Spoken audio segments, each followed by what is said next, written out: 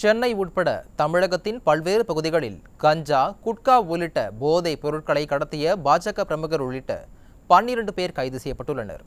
விடியா திமுக ஆட்சியில் போதை கலாச்சாரம் தலை தூக்கி இருப்பதற்கு சான்றாய் அமைந்த சம்பவங்களின் தொகுப்பை தற்போது பார்க்கலாம்.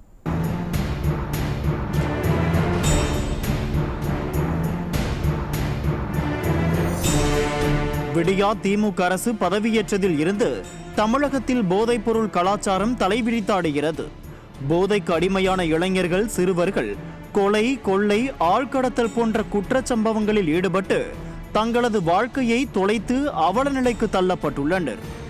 இந்த நிலையில் சென்னை சென்ட்ரல் அருகே கஞ்சா கடத்தலில் ஈடுபட்ட அரசு போக்குவரத்து கழக ஊழியர் உள்பட 6 பேரை போலீசார் கைது செய்துள்ளனர். யானை தோணி கூவமாற்று கால்வாய் அருகே கஞ்சா விற்கப்படுவதாக போலீசாருக்கு தகவல் கிடைத்தது.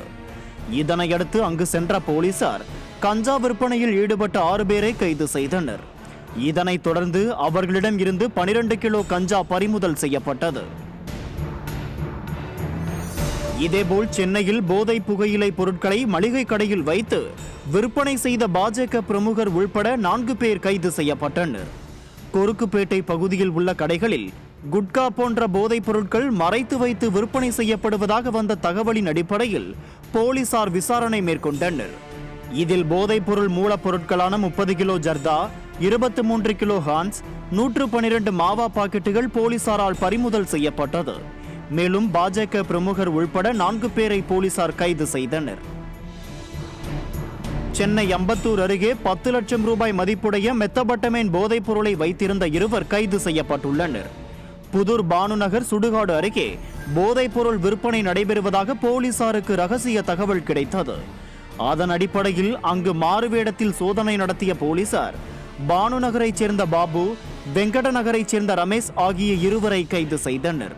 பின்னர் அவர்களிடம் இருந்து 10 லட்சம் மதிப்புடைய மெத்தபட்டமைனை பறிமுதல் செய்தனர்.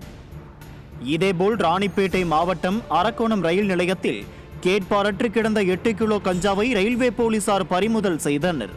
அரக்கோணம் ரயில் நிலையத்தின் புதிய நடைமேம்பாலம் அருகே கேட்பாரற்று ஒரு பை கிடந்துள்ளது.